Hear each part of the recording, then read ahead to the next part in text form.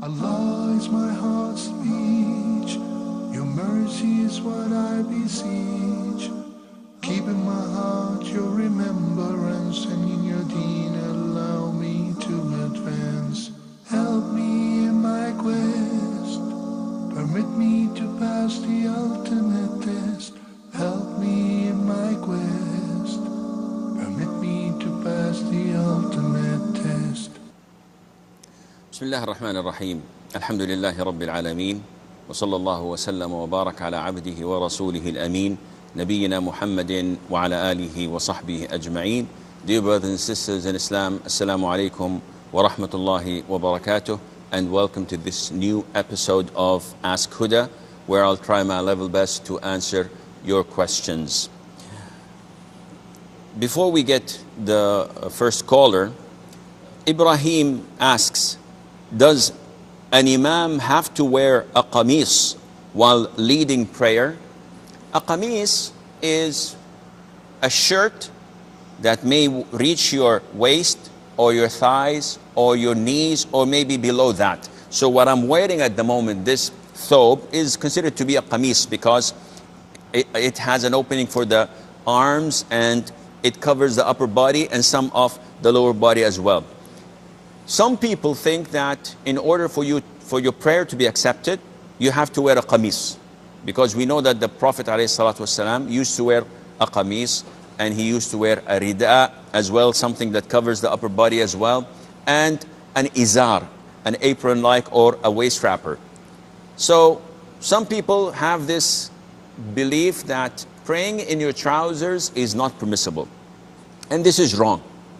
As long as your trousers are covering your thighs, your backside, and it's not tight and it's not see-through. Tight meaning it's not skinny.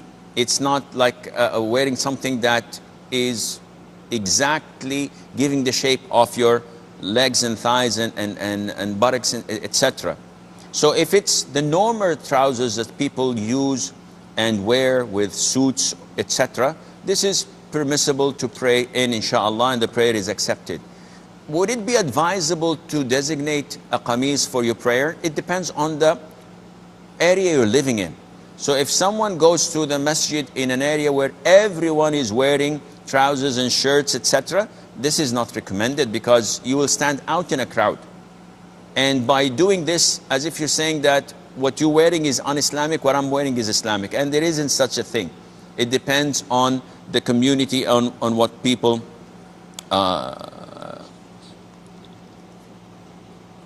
Okay, we have Muhammad from Dubai. Assalamu alaikum, Sheikh. How are you? Wa alaikum assalam wa rahmatullah. Sheikh, this is regarding Islamic insurance. Yes. So I want to know whether we can go for this particular type of insurance where they claim that they have people who contribute money and for the good, for the benefit of everyone. So they call it as an Islamic insurance. So whether we can go for this, whether it's halal or how is it? I will answer your question, Shah. Any more questions? Okay. That's it. Okay. Brother Rashid from Saudi Arabia. Brother Rashid. Assalamu alaikum, sir. Wa alaikum assalam wa rahmatullahi. How are you, sir? I'm fine, Jazakallah khair. Sir, last time I asked you one question regarding Hajj, and you told me there is a dam. I threw stone on last day of Hajj before 10 minutes of Adhan, Dhuhr Adhan. You told me there is a... I forgot one thing, that I was appointed by two old person to throw on their behalf also, sir. So do I have to pay dam for those two people also? And overall three, or one is enough, sir? Okay, if I understand your question, and correct me if I'm wrong. You're saying that you threw before Dhuhr on the last day of Hajj, and yes, you throw on behalf of two other people. Myself and two other people also. Who deputized you to do this? Sorry, sir? Who deputized you to throw on their behalf? Yes, sir.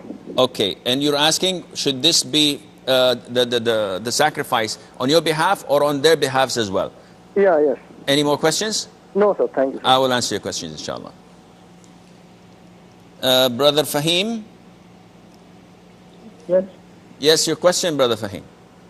Assalamu alaikum. Wa alaikum assalam wa rahmatullah. Sheikh, I have two questions. The first one is, what was the religion of Prophet Muhammad ﷺ before Islam? Okay. Second? The second one is that I want to know the authenticity of this hadith that said that the best type of jihad is the jihad of the one who strives against his own self. Is it authentic or not fabricated? Okay. I will answer your question, inshallah. Okay. First of all, Muhammad from the Emirates is asking about the ruling on Islamic insurance. Basically speaking, Islamic insurance, when it was first introduced about 30 or so years ago, the scholars gathered and they gave the verdict that this type, as portrayed to them, is permissible. And what is that type? It is like a group of people joining forces. Let's say 1,000 person agree on allocating a wallet, a pot, where they contribute 1,000 riyals for a year.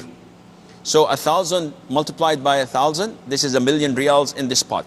And they agree that anyone who has a car accident or his house is burnt or he has to pay something for an accident that took place, they will compensate that person, and they would consider that this money allocated, the 1,000,000 riyals now, is for charity. It's in the sense of helping one another, only for the 1,000 people. And that is it.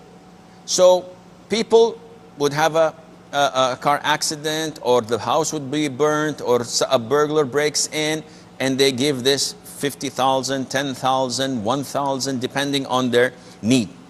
Once the money is finished, they've spent the whole million, even if it was in the first or second week. If someone comes in and says, listen, someone crashed into my car and I need 5,000 riyals to fix it.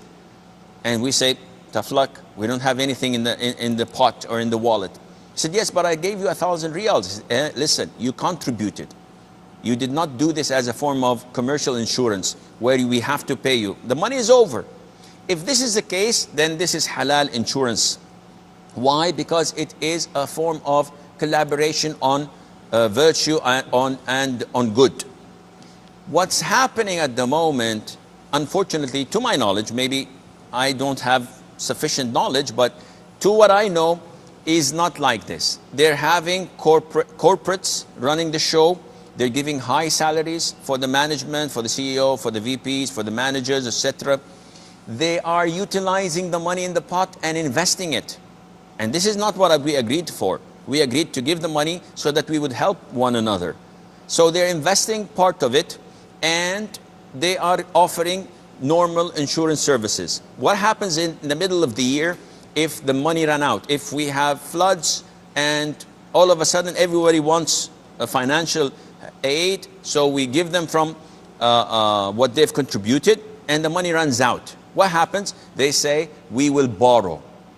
Then this is exactly what the commercial insurance companies are doing. So yeah, but we will borrow on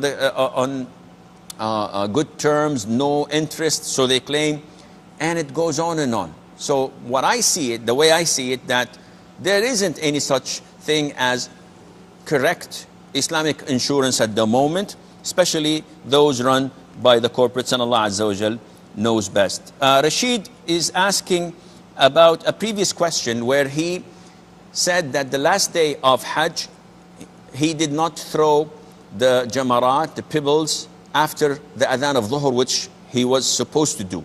And he did this after Fajr.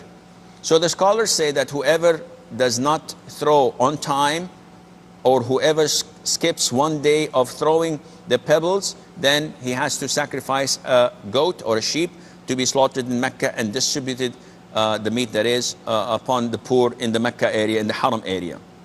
Now he's saying that, okay, I did this also for two people. They told me to do that on their behalf, and I did that. So do I have to slaughter two sheep? The answer is no.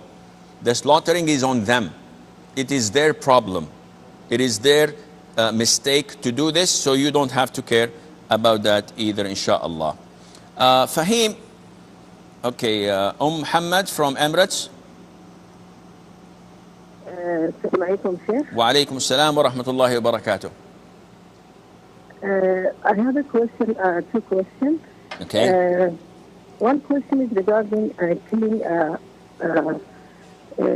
small flies or walking or flying on the air. Generally, of course, killing any creation like dogs, cats is not allowed. But these small ants that are on your way or this, can you please a little bit explain this issue? If it's okay, allowed to kill them, or we should always leave them. So Don't take them and take them away from us. So if I see a mosquito and I do this, this is what you're asking about it? I can't hear you. Sorry, sir. If I see a mosquito and I squash it, or these small ants walking on the floor or flying, do we have to catch them and put them away from the room, or it's okay to kill them? Okay. And my second question is that, as excellence of manner, that excellence of manner is to eat the food from the edge, and the barakah is mostly on the edge, not in the center. This is, of course, when the tray is in the middle and you take from the edge. How about if you take from the edge, and nowadays people put it on the plate? Of course, they don't eat from the tray. So if you put in your own plate, is it also sunnah you have to eat from around it, or is it okay to just eat from slowly from the edge and finish it? Okay. You got my point, Chief? Yes. And same thing with this drinking in the bottle. Sunnah is to put it in the glass, not in the bottle. How about this small masafi bottle, which is very small like a glass? Still, we have to put it in the glass. As I heard Chef just saying that it's sunnah to eat, to pour it in the cup, not to drink it from the bottle. Okay. Okay, I will answer you, inshallah. And just now I heard an excellence of manners in the program, that he said two things. One of that you have to put it in the glass. Okay. And so if it's a small, like a glass, a small masafi bottle, which all of us know that it's like 1.5 glass, still we have to put it in the glass. Are you sharing it, or you're drinking from it on your own? No, it's on my own. Okay, khalas. I will answer you, inshallah. Can I just bring the bottle because it's small, or I have to put it in a glass as a part of sunnah? I will answer your question, inshallah. The following question. Abdullah from Sweden. Assalamu alaikum wa rahmatullah. Wa alaikum assalam wa rahmatullahi wa barakatuh. Sheikh, I have two questions, inshallah, if I can go on. Yes, go on. The first question is that it is allowed for me to, example, go and study in Egypt or Saudi Arabia Islamic knowledge, while my parents don't allow it. And my parents also had their cousins, my brother here, the support they need, the economic goodwill here. Do you have other brothers, siblings that took care of? Yes. Okay. Yes, I have two brothers here, a sister, my cousins. They have their own parents here too. They can support them economically. They don't have any need of me. Okay. Okay. So it's still allowed for me to go while they don't accept. Okay. And the second question is, Sheikh, I feel like I've become more distant from Allah subhanahu wa ta'ala. Even when I try to do Nafil prayers, I feel always alone all the time. Example, when my parents say, why do you go to bed? Or the cousins say, why do you have the pants over the ankle? You should not do that. This affects my iman and affects me from Allah subhanahu wa ta'ala. So what can I do to soften the heart or grow my iman? Because I feel the iman is just going weaker and weaker. Sometimes I doubt about myself if the iman is there or not. Jazakallah khair. Wajazaka khair habib. Okay. Regarding the question, okay, Brother Abdul Rahman from South Africa. Assalamu alaikum. Wa alaikum assalam wa rahmatullah. Ukhantit. Alhamdulillah. Alhamdulillah. Khud, yes. I've got a question to ask you. Yes, brother. I was a Sunni Muslim before. Okay. And I became an Ahmadi Muslim. Okay. And now the Shaitan ulama here in my country has declared me a kafir. Okay. Now I would like to know on what basis could they declare me a kafir? Okay. Because they have no knowledge what is Ahmadiyyat all about and what is the belief. It's just a lot of concoction that they get from the ulama from India and Pakistan. They have no knowledge of Islam. Okay. So I would like to know what's your verdict on that. as an Ahmadi, can you tell me what is your religion, in the sense that, is there a prophet after the Prophet Muhammad sallallahu alayhi wa sallam? If the Quran says so, then of course. No, I'm asking you, is there? You see, all the Muslim sects are waiting for the return of Nabi Isa. So No, who's the yeah, last akhi, prophet? No, you did not answer my If we question. take your belief, you say Nabi Isa is going to come. So if I say that Nabi Isa has come in the person of Mirza Ghulam Ahmad alayhi salam, Okay, so what's wrong with it? okay. I will answer the question, Brother Abdurrahman. Okay, Jazakumullah. Wajazak. Okay, Brother Fahim is asking, what was the religion of the Prophet alayhi salatu wasalam before Islam? And the answer was Islam, in the sense that every newborn is born on the fitrah, as the Prophet said alayhi salatu wasalam. And the Prophet was one of those. And he did not change alayhi salatu wasalam. He believed in Allah the Almighty, but he did not have a law to worship Allah accordingly. And that is why he used to go for months in the cave of Hira and contemplating and pondering upon Allah's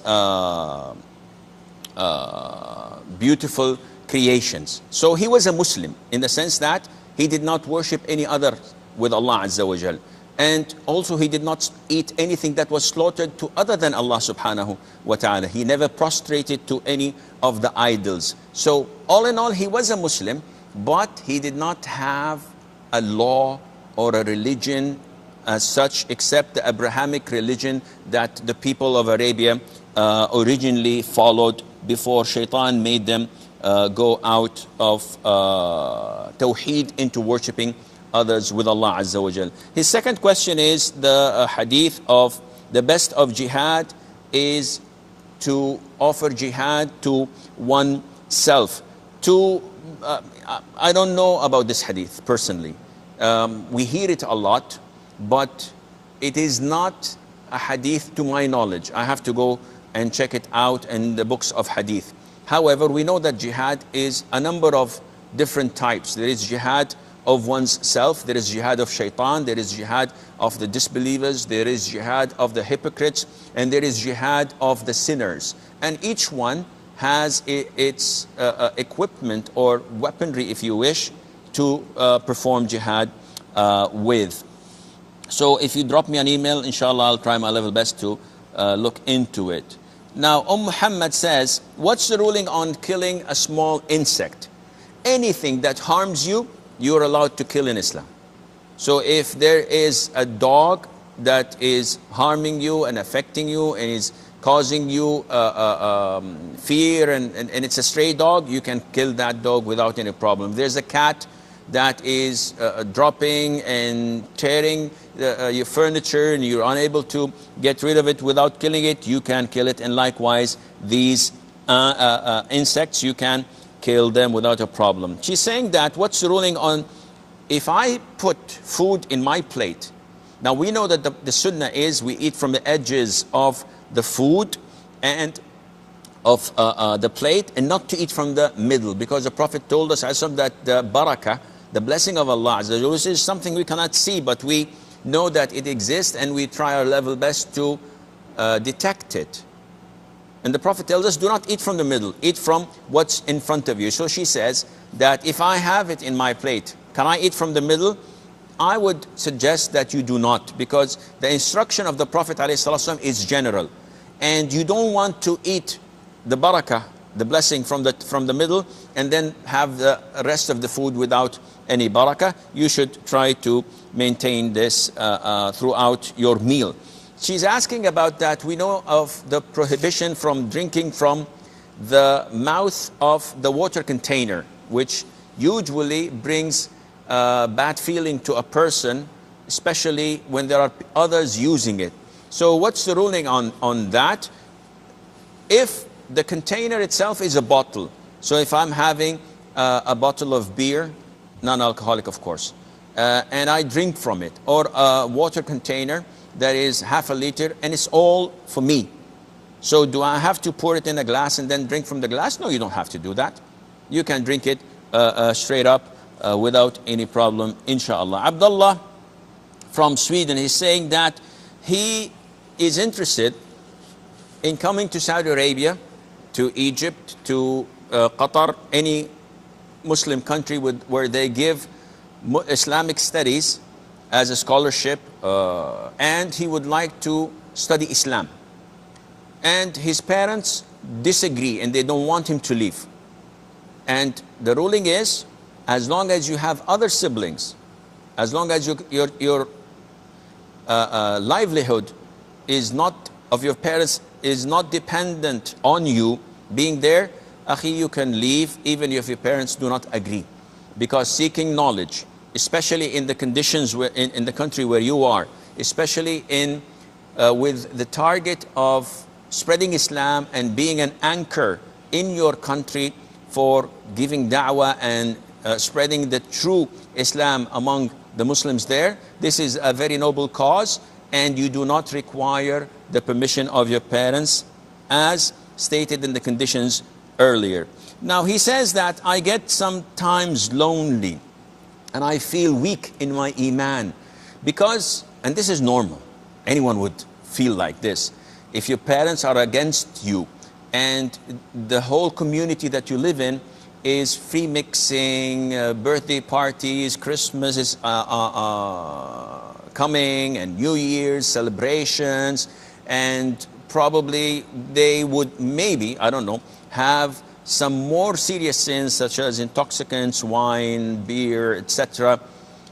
In such an environment, if you're a loner, you would have difficulties, because the Prophet told us, alayhi salatu wasalam, that the wolf does not attack the herd of sheep. He waits until one sheep goes out and then he attacks it. So you are at the moment are the lonely sheep, and that is why you're feeling depressed. That's why you're feeling weak in your iman. You're not encouraged to do so many good things you want to do, but something is pulling you down, and this is what shaitan is good at. So how to do, what to do? There are a number of ways. I always tell the brothers and sisters to follow these ways, especially when they're living in a non-Muslim country. Number one, you have to increase the portion of knowledge by reading the Quran, a great deal of it, not only 1 page and 2 pages a day. No, read a great deal of it. Learn more about the Sunnah. Read a lot about the seerah of the Prophet ﷺ. How did he act? How did he react to these campaigns that the pagans and the idol worshippers used to launch against him, and their relentless efforts in trying to get him out of Islam by either seducing him or by intimidating him? Once you read this, this increases your iman. Alongside this, you must attend a lot of circles of knowledge in your hometown if you have some. If you don't have some, initiate some of your own and call people. And mostly important, in my opinion, is that you have to surround yourself with practicing brothers. True practicing Muslim brothers, because once you're with them, you hang out with them, you go to attend lectures with them, you arrange conferences with them, and you travel with them.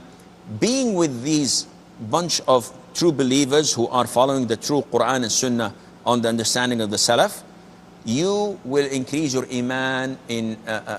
You will boost it. You will find this boost is so astonishing that it will re-energize your iman. And I believe that if you do this, then inshallah you are at good hands. Abdurrahman from South Africa, he's saying that he was a Sunni Muslim and he converted into an Ahmadi. And he's saying that people say that Ahmadis are not Muslims. Well, and he said that the scholars of India and Pakistan, they're brainwashing the people. I'm afraid that it's not the scholars of Pakistan or India or Saudi Arabia or Egypt or Jordan or Syria or Iraq or Iran or Indonesia. The whole of the Muslim Ummah consider the Qadianis, the Baha'is, the Ahmadis not to be part of the Muslims. we are not as Muslims allowed to marry from you. We are not allowed to eat from your slaughtering. If you slaughter a sheep, we can eat a sheep that was slaughtered by a Christian or by the Jew, because they're mentioned in the Quran. Because you have nullified your Islam by falsifying things and claiming that it is part of the Quran, or if not the Quran. The majority of the Ahmadis are non-Arabs, so they don't understand the Quran. If I tell them that 1, 2, 3, ABC, look at me, is a verse of the Quran, nice, let's rhyme and make it a song and dance to it. They don't know what the Quran is. They have nothing to relate it to Arabic. So they are just following their shepherd, unfortunately. But anyone claiming that there is a prophet or a messenger coming after the Prophet ﷺ, he's a kafir. He's an apostate, and he's not a Muslim. The thing that he said that, okay, if Jesus Christ is coming at the end of time, this means that there is a prophet after the Prophet ﷺ, and this is not true. Jesus came before the Prophet ﷺ. So when he descends at the end of time, he would not be coming again with a new law. He would not be coming again with a new religion. He would not even lead the prayer when he descends, because Muhammad ibn Abdullah al-Mahdi would be wanting after the Iqamah to lead the Muslims in Fajr prayer, and when he sees Jesus Christ descending, he retreats and he wants him to lead the prayer, and Jesus says, no, it was made for you. The Iqamah was made for you, and you're the one who to lead. And he leads Jesus, Isa ibn Maryam, with the congregation. And this shows you that he does not come with a new religion. He's a follower of the Prophet's ﷺ religion, and that is why he breaks the cross, he kills a swine, and he does not take the jizya anymore from the Christians or the Jews, because he is there. So this misconception, unfortunately, I know that I will not be able to change your mind, because usually people are adamant at what they believe, especially if it is something that deals with their arrogance. So yes, we took this on, and even if it's wrong, we're going to keep on doing it until we die. Unfortunately, you do not constitute 1 in a million of the Muslim world. And unfortunately, you don't have the proper knowledge that Arabs have from the Quran and from the Sunnah. And thirdly, the issue could go on, and it would take ages to probably explain. Okay, Abdurrahman, I don't want to make this a debate, Akhi, because this is not the proper time. It's only for questions and answers.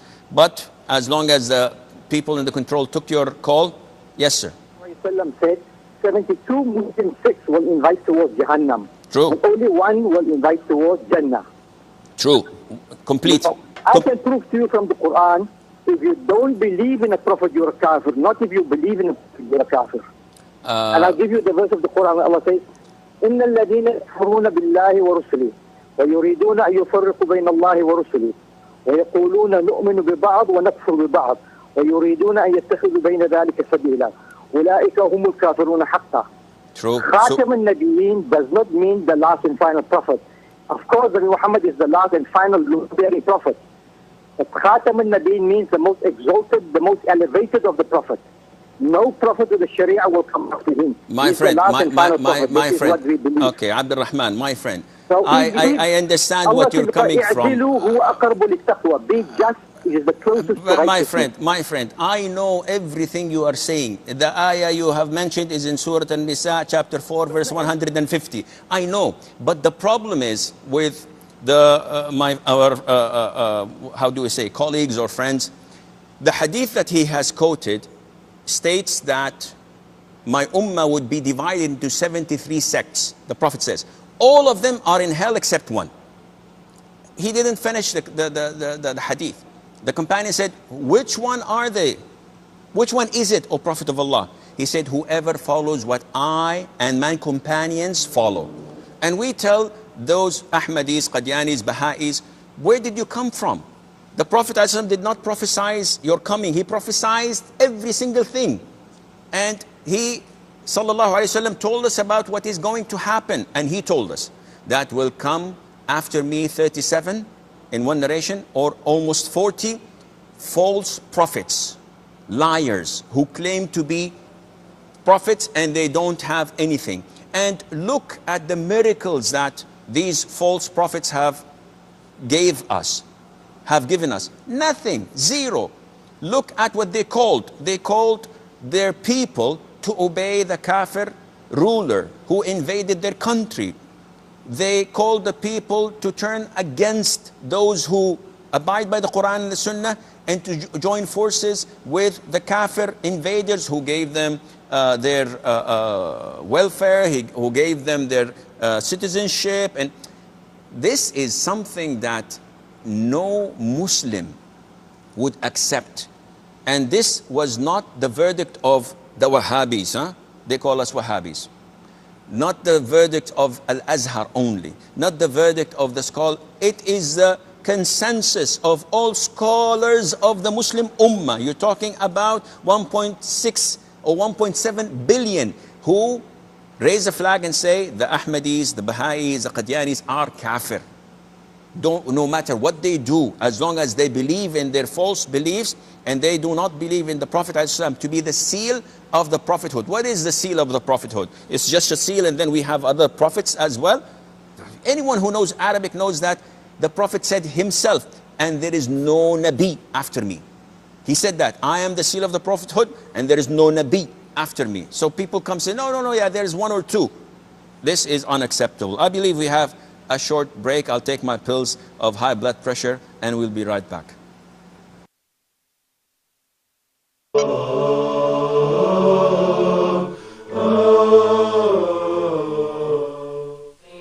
The Messenger of Allah, peace be upon him, narrated that when Allah, glory be to him, wishes good for someone, he bestows upon him understanding of the religion, and that Allah makes the path to paradise easy for those who seek knowledge. Preoccupied by work or family in the modern world, a Muslim may struggle to find time for acquiring Islamic knowledge. To ease this struggle, we are launching Huda Academy to be your gateway to online Islamic e-learning. Enroll now and study from our renowned scholars. Learn Aqidah from Dr. Muhammad Salah. Learn Fiqh from Dr. Hatim Al-Hajj. Learn Hadith from Dr. Muhammad Sa'id. Learn Tafsir from Sheikh Ibrahim Zidan. And learn Arabic from our professional instructors. Successful graduates of Huda Academy will go through a final test and eventually receive a certificate of completion. To enroll and learn more about Huda Academy, please visit us online at hudaonlineacademy.com.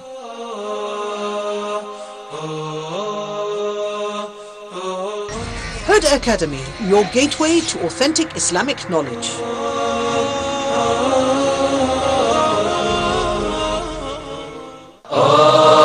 Europe's forgotten heritage. This is a sad reminder of the past history of the Muslims in the city. Nowadays, there are no Muslims anymore. These are the mosques that have remained. And it is really sad. Wait a second, this is Morocco. No, this is Tunisia, Algeria, North Africa, Egypt. No, this is all Europe, and this is all part of Spain. Islam spread first in Africa, and then from Africa, it came over to Europe, and then it did developing work in Europe. Now, we look the other way around nowadays. The compass was invented by the Muslims. Many important inventions came from the time of the Muslims on the Iberian Peninsula. Instead of people becoming less in battles, as we normally know, as we know in battles obviously people die, but no, what was happening? The Spaniards recognized and realized the superiority of the Muslims and the treatment that the Muslims gave to the Christians and the Jews in Spain at that time, that they happily accepted Islam, many of them. And not over the fountain, as we've seen it before in other places in Greece. Now, it has some Arabic on top, as well as it had some Arabic down, where the tap used to be, or where the water was coming out. Pack your bags, grab your passports, and join Dr. Steph Karis as he takes us through Europe and rediscovers Europe's forgotten heritage, only on Huda TV.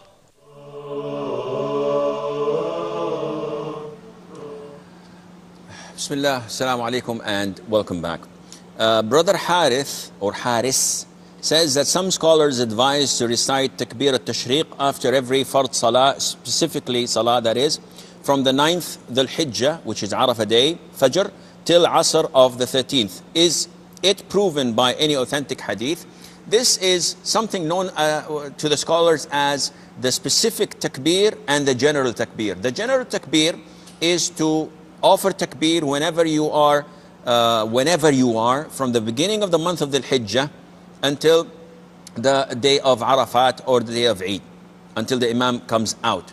And the specific Takbir is to be done after the Fajr Fard of Arafah, the 9th, only after Fard Salat, until the last day of Tashriq, which is the 13th of Dhul Hijjah, because the Prophet said, ﷺ, that these days, the days of Tashriq and the day of Eid, are days of eating, drinking, and remembering Allah. And Abdullah ibn Umar and his father Umar in Mina, they used to fill Mina with Takbir. Abdullah ibn Umar, may Allah be pleased with him, and other companions used to go during the 10 days of Dhul Hijjah, remembering Allah Azza wa Jal and offering Takbir. And also, it was reported that the scholars say, but it is not an authentic hadith. And that is why Sheikh Abdul Aziz ibn Baz and other scholars say that it is reported. It's not an authentic, but due to the fact that weak hadiths in such incidents, they say it is permissible to apply, as there are other quotations from the companions. So this strengthens that, and that is why it's being practiced. We have a caller. Abdullah from Nigeria. Assalamu alaikum, Sheikh. Good evening. Good evening to you. Alaikum salam, akhi. Yes, Sheikh, this goes to show you the kind of people we have that practice Islam. I mean, it is very unfortunate that an intelligent person like the last caller, yes. I'm very surprised, and may Allah subhanahu wa ta'ala guide us to the right path. Ameen. Ameen. I have two questions, yes. Sheikh, regarding zakat. The first one is, if you are owing somebody some money, and then you want to remove your zakat, can you tell that person that, okay, I'm giving you $1,000, this $1,000 I'm giving you as zakat, and I am now going to use it to wipe out the debt that, I'm owing you. Can you do that? Second question. The second one is a branch of the first one. If, for example, you say, okay, I have $1,000 with you. It's my money. You have not paid me. So what I'm going to do now is give this $1,000 to Mr. A and B $500 each. And I'm going to now use it as my zakat, that you are going to give out this $1,000 to Mr. A and B. Okay. Because you are rich, you cannot take it. I don't know if you get what I'm trying to say. I understand the question. I will answer it, inshallah. Thank you. You're welcome. Abida says that it's permissible to make wudu with your earrings. I believe that she is referring to the earrings, or on however you loosen it, meaning you wash around the earrings. Well, as for your question, and as for the rings itself, it was not reported that the Prophet ﷺ, whenever he performed wudu, used to take the ring off. So some scholars, and this is the opinion of Sheikh Ibn Uthaymeen, says that it is considered to be part of the finger, and you can perform your wudu normally without having to remove it. But the majority of scholars say that you have to loosen it a little bit so that you ensure that the water comes underneath. And likewise with the earrings, but there's a big difference, because in the finger you have to wash it. With your ear you do not have to wash it. What you have to wash is your face without the ears. So you wash your face, and when it comes to the place where you wipe over your head, you do this in this way. You go back once and you come forward. This is wiping the head. And then for the ear, you just rub the inside and the outside once with the same water that you use to wipe over your hair. So you do not actually wash or even reach the area where the earrings are. So even if you reach where close to by, this is sufficient and enough, inshallah. Abdullah from Nigeria had two questions, and The first question was that I gave someone a loan, let's say $1,000, and 3-4 years and he did not pay. So I said to myself, okay, this year I have to give $5,000. I'm a rich man. I have to give $5,000 to the poor as zakat, as my zakat. So I said, okay, $1,000 of my zakat, I will go to this friend of mine and say, listen, the $1,000 you borrowed 5 years ago and you're unable to pay it back, tell you what, let's call it even. This is zakat and I'm giving it to you, so touche. We don't have to worry about that debt anymore. Is this permissible? And the answer is no. Why? Because the money that you were supposed to get out of your pocket, $1,000, is back into your pocket because that person is unable to give the money, the loan back to you, which means that you have struck two birds with one stone. And this is conflict of interest. The money has to come out of your pocket and be given to the needy, not to just erase it from his loan or from my accounts. What should I do? If that person is in need for zakat, he's eligible for zakat, I'd give him $1,000 or $2,000 or $3,000 as zakat. And he would take the money and now it's his. Now, whether he wants to give me back the $1,000, the loan or not, this is up to him. There's no forcing him. Likewise, I cannot go to him and say, listen, give $5 to Ahmed and $5 to Abdul Rahman.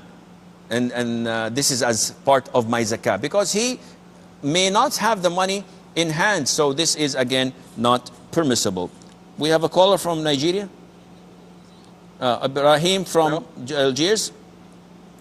From Algeria. Yes, Ibrahim. Hello, Sheikh. Yeah, hello to you. How are you, friend? Hello. Yeah, fine. May Allah bless you. You too. Jazakallah khair. Sheikh, my question is regarding, the money exchange. Okay. Yeah, in some country we have what we call the black market. So we buy and sell, euro or dollar from the black market. So does it have it the same ruling as the gold, what we call yet, or doesn't matter? We sell it and buy it, but in any way that we will take it as goods. Okay, when you sell and buy, it is simultaneously you take and give at the same time? Yeah, we say we buy and sell, but that we get the or doesn't matter. We take, the money or the euro or the dollar as a good, as any other good.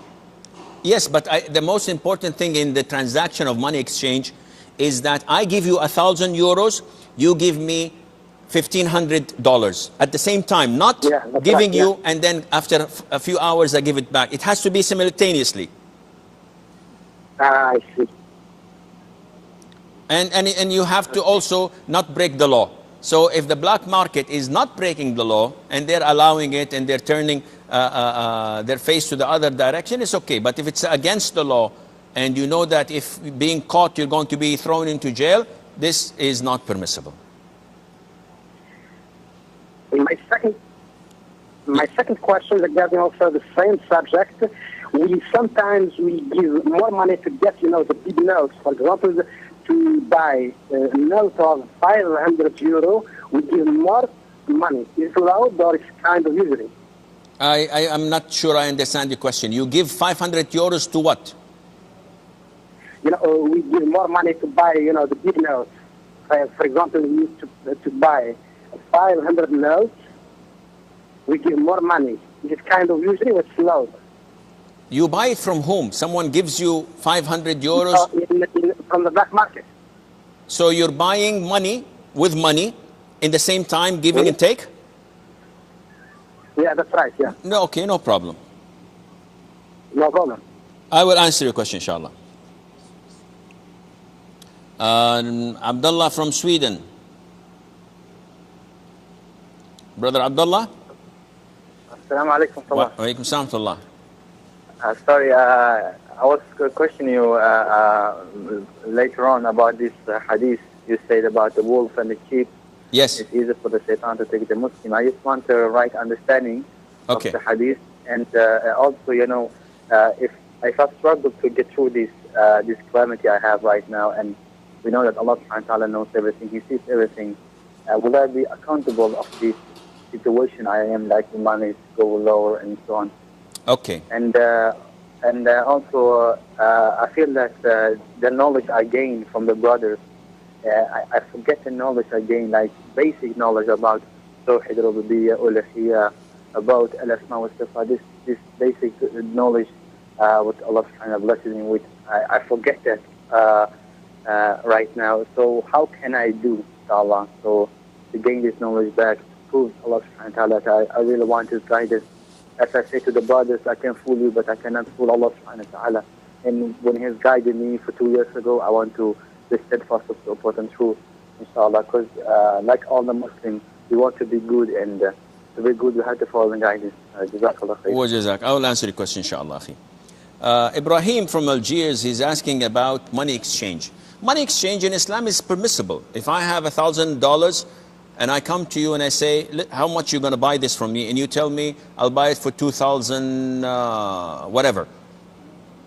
And I say, okay. And I give you 1,000 and I take 2,000 at the same meeting without any postponement.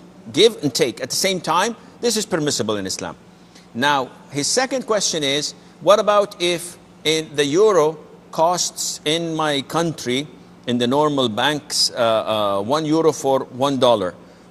But because we have a lot of tourists coming, and we give them a better price. So instead of buying the dollar for €1, we buy the dollar for 1.5 euros. And they would not find this rate anywhere else.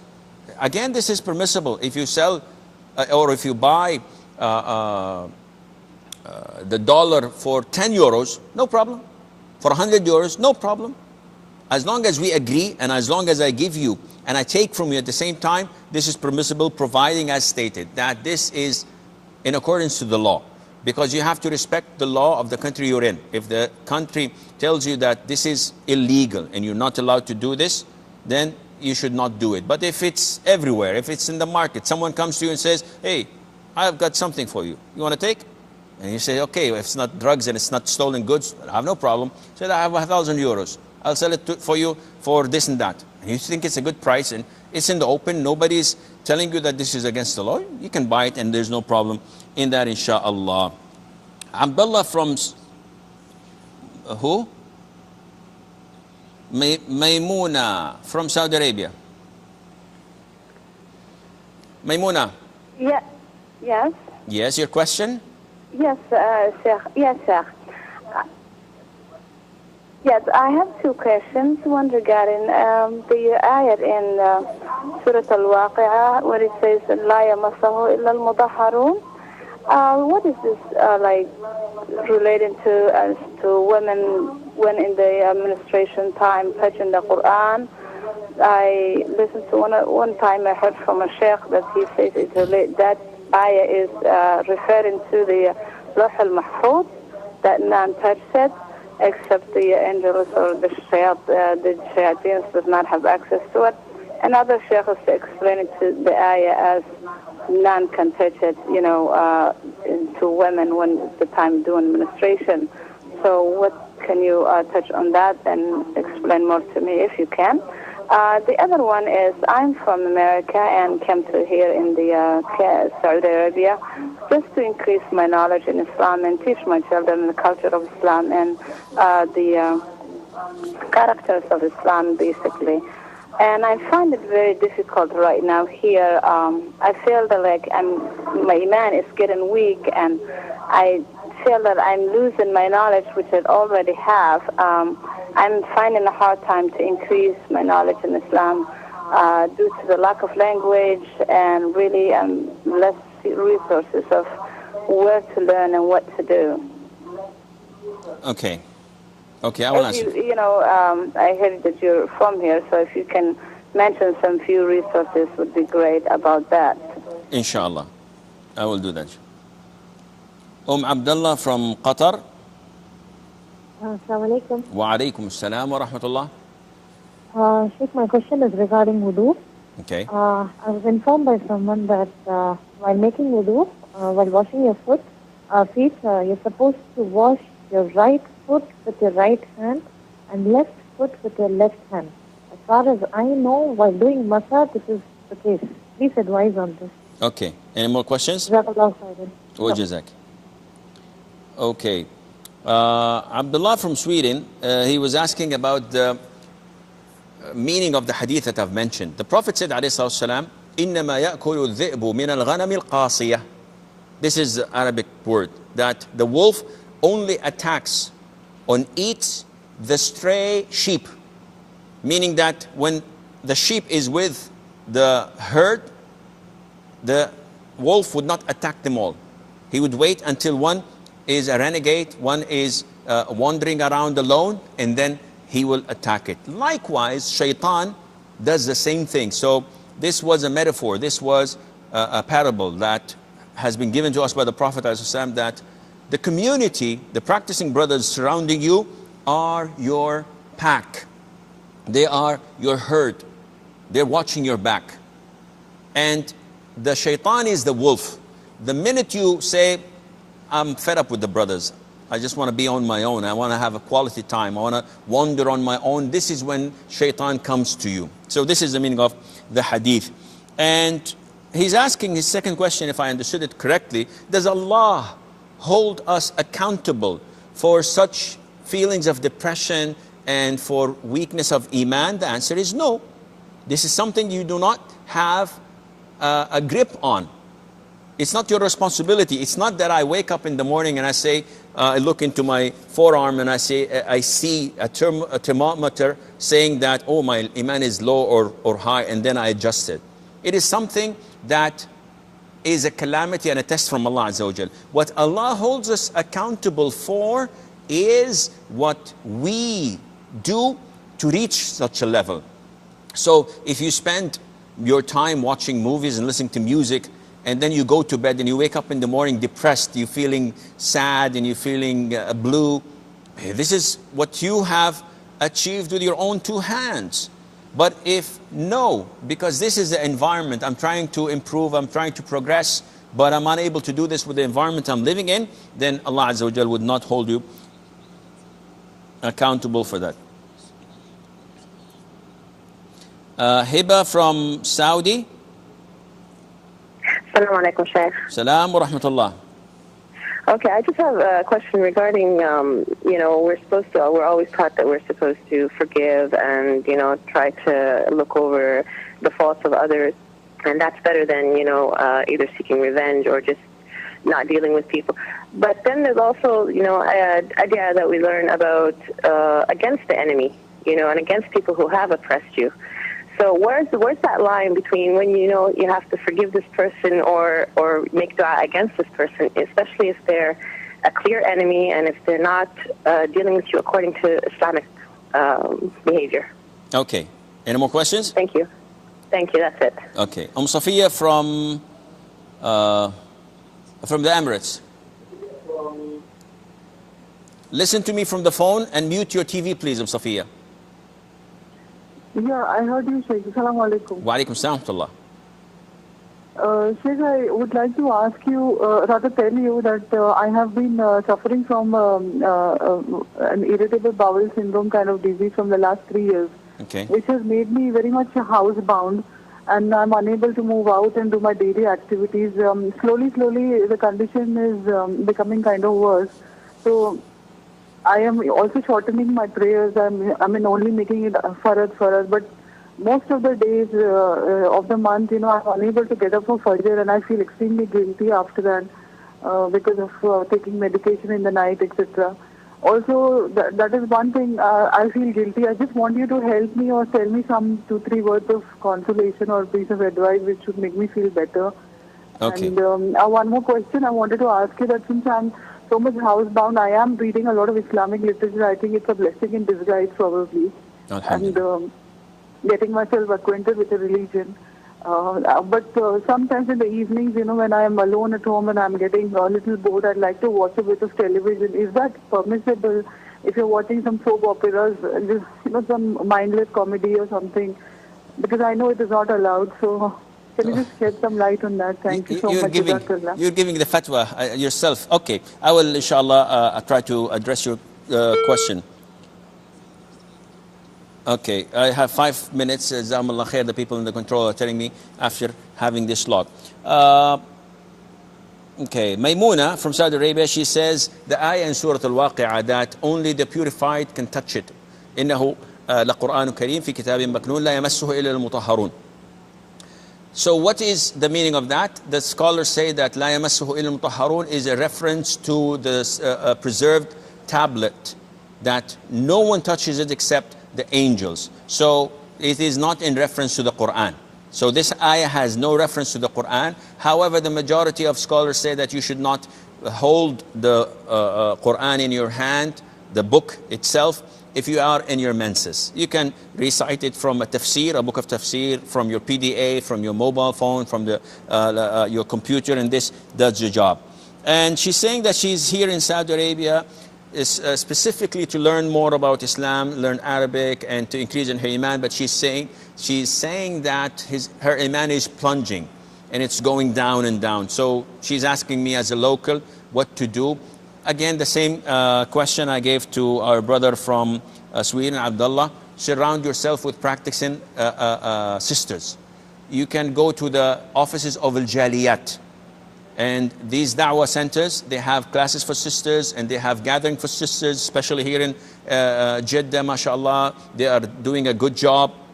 And also in Riyadh, it's even better and better, mashallah. So they are thriving to make an environment for the brothers and sisters to learn more about their religion and to be in a community where they would have their iman increase. Give it a try, and inshallah, I hope that you pray for me afterwards. Abdullah from Qatar, she's saying that one told her that when you're washing the right foot in wudu, you have to use your right hand. And if you're washing the left, you have to use the left. And this is baseless. This applies only when you are wiping over the socks, because this is a sunnah. So when I perform wudu and it comes to the part where I have to wipe over my socks or my shoes, then in this case, this is what I do. Right for the right and left for the left, and it's one wipe, that is it. But in washing, no, you can use both hands without any problem, inshallah. Hiba from Saudi Arabia says that there's a confusion in her mind when to forgive and when to seek a vengeance. Because what's the line? Allah described the believers to be humiliating themselves to the Muslims and to be arrogant and tough to the non-Muslims. So when someone of your Muslim brothers does something, sisters that is, does something wrong to you, the sunnah is that you forgive. And this is the higher grade. If you seek your right and you avenge yourself without exceeding or without going into extreme, this is permissible. فَجَزَاءُ سَيِّئَةٍ سَيِّئَةٌ مِثْلُهَا. A sayyi'ah with or by a sayyah, there's no problem. But whoever forgives and tries to do good, then this is definitely better, and his reward is with Allah Azza wa Jal. And this is what Abu Bakr did, may Allah be pleased with him, with his cousin Mastah ibn Athatha, when he slandered the mother of the believers, Aisha, his cousin's daughter. So he was so poor that Abu Bakr used to give him allowance. Abu Bakr said, no more. Because of what he had done, I would never give him a single penny, until Allah Azza wa Jal revealed this beautiful ayah in Surah An-Nur, and the Prophet recited it to the Abu Bakr, and where Allah says that you should forgive and you should pardon. Don't you want Allah to have mercy on you and forgive your sins? Abu Bakr said, yes, I do. By Allah, I will continue to give him his allowance. So if this is the case, yes, you should forgive and pardon. But if it's with an enemy, with a disbeliever, with someone who is relentless in taking your rights, he's taking your money and you forgive him, he takes your money. Now this is not logical. This, you have to draw a line, because this is an antisocial element, as they say. Safiya is having this illness. May Allah Azza wa Jal cure her and restore her health back to her. And she is depressed because of losing Fajr due to medication she takes. And she doesn't know what to do. Well, I'll give you a simple remedy. This illness is a test from Allah, and you're not the only one. Ayub peace be upon him, the Prophet of Allah was tested with a severe illness that people neglected him because of his illness. It was so awful to them for 18 years, and he's a prophet. So you're not even close to him. So inshallah, and your illness is not as close to his or as bad as his. Pray to Allah Azza wa Jal, and Allah Azza wa Jal will cure you and will reward you for your patience. And this life is only moments. You blink and you open your eyes and years pass by. Blink another time and you won't be able to open your eyes because you're dead. So this is a test, and you are in the examination room. You are doing your test. Be patient and do a lot of ruqyah. Bring Zamzam water, recite Surah Al-Fatiha 3 times and blow Ayat Al-Kursi, the last 2 ayahs of Surah Al-Baqarah, Amana Rasul, the last 3 surahs of the Quran, the last 3 quls, and blow and drink from that water in the morning, in the evening, and before you go to bed. Wash your face, wash your body with it, and believe that Zamzam water is a cure from all illnesses, and Allah Azza wa Jal would cure you. As for your question regarding watching soap operas, this increases in your illness. Now people, when they are in distress, they turn to whom they think that has the cure and their escape route. Now you're turning away from Allah Azza wa Jal. Instead of devoting all your time to supplicating and insisting on Allah Azza wa Jal that He subhanahu wa ta'ala cures you, you turn away from Him and say, I need some time off, watching soap operas, comedies, and things that are considered to be laghu, if not real haram. So you know the answer for that. You answered yourself. Be steadfast, tie your heart, connect your heart to Allah Azza wa Jal, believe in Allah, who is the only one who can cure you, and with the grace of Allah, you will find the cure coming to your way very soon. I'm afraid that this is all the time we have. Until we meet you next time, fi amanillah. Wassalamu alaikum wa rahmatullahi wa barakatuh. Allah is my heart's speech. Your mercy is what I beseech. Keep in my heart your remembrance, and in your deen allow me to advance. Help me in my quest. Permit me to pass the ultimate test. Help me in my quest. Permit me to pass the ultimate test. Is your backside, and it's not tight and it's not see-through. Tight meaning it's not skinny. It's not like wearing something that is exactly giving the shape of your legs and thighs and buttocks, etc. So if it's the normal trousers that people use and wear with suits, etc., this is permissible to pray in, inshallah, and the prayer is accepted. Would it be advisable to designate a qamis for your prayer? It depends on the area you're living in. So if someone goes to the masjid in an area where everyone is wearing trousers and shirts, etc., this is not recommended, because you will stand out in a crowd. And by doing this, as if you're saying that what you're wearing is un-Islamic, what I'm wearing is Islamic. And there isn't such a thing. It depends on the community, on what people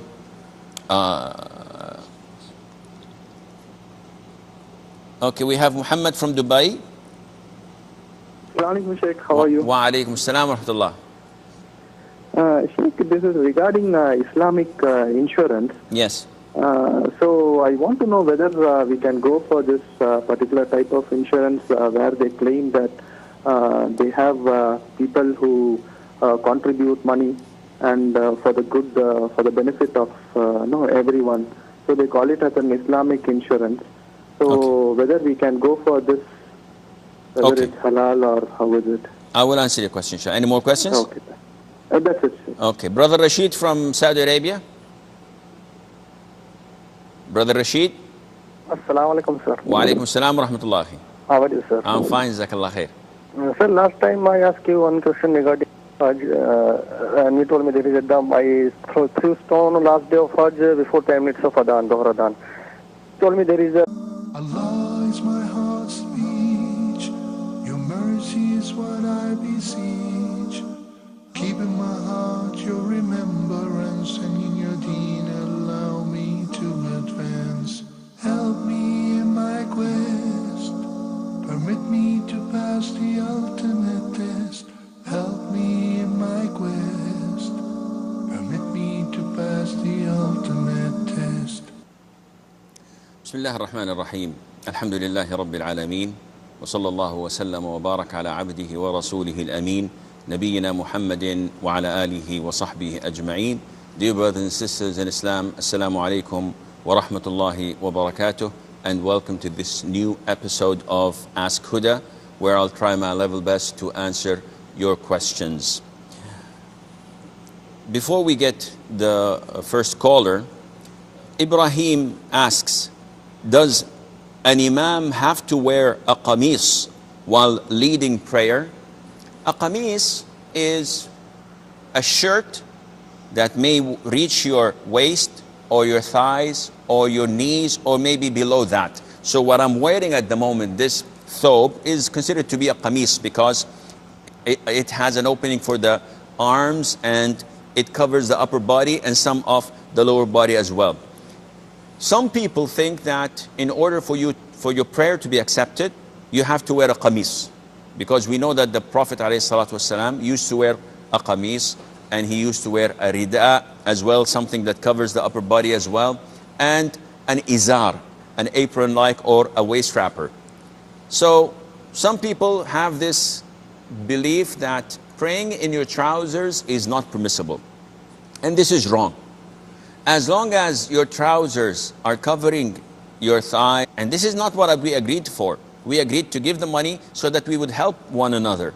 So they're investing part of it, and they are offering normal insurance services. What happens in the middle of the year if the money ran out? If we have floods and all of a sudden everybody wants a financial aid, so we give them from what they've contributed, and the money runs out. What happens? They say, we will borrow. Then this is exactly what the commercial insurance companies are doing. Say, yeah, but we will borrow on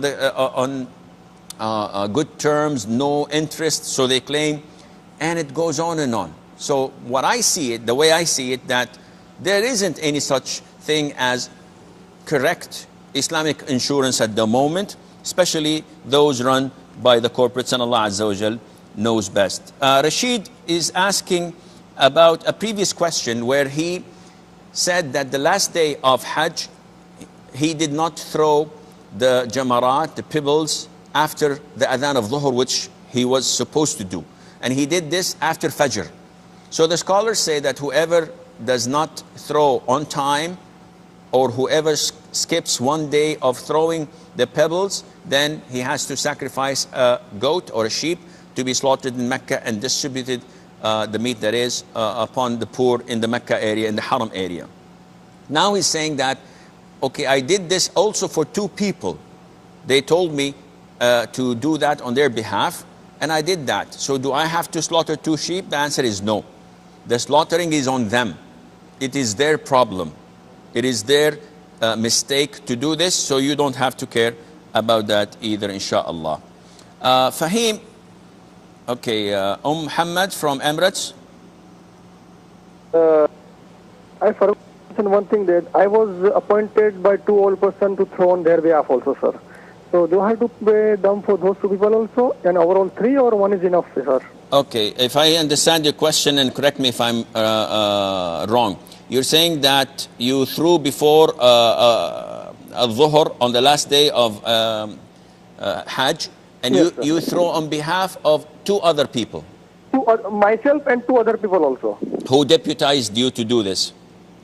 Sorry, sir? Who deputized you to throw on their behalf? Yes, sir. Okay, and you're asking, should this be the sacrifice on your behalf or on their behalves as well? Yeah, yes. Any more questions? No, sir. Thank you, sir. I will answer your questions, inshallah.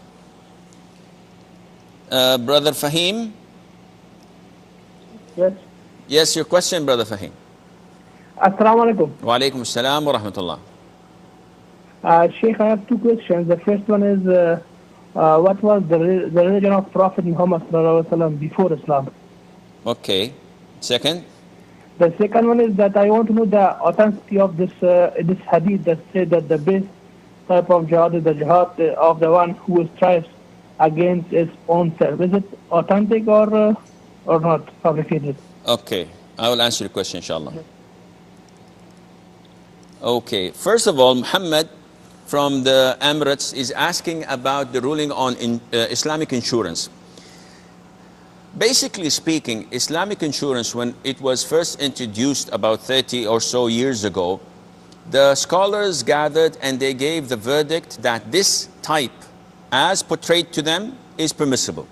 And what is that type? It is like a group of people joining forces. Let's say 1,000 person agree on allocating a wallet, a pot, where they contribute 1,000 riyals for a year. So 1,000 multiplied by 1,000, this is 1,000,000 riyals in this pot. And they agree that anyone who has a car accident or his house is burnt or he has to pay something for an accident that took place, they will compensate that person, and they would consider that this money allocated, the 1,000,000 riyals now, is for charity. It's in the sense of helping one another, only for the 1,000 people. And that is it. So people would have a car accident, or the house would be burnt, or a burglar breaks in, and they give this 50,000, 10,000, 1,000, depending on their need. Once the money is finished, they've spent the whole million, even if it was in the first or second week. If someone comes in and says, listen, someone crashed into my car and I need 5,000 riyals to fix it. And we say, tough luck, we don't have anything in the pot or in the wallet. He said, yes, but I gave you 1,000 riyals. Listen, you contributed.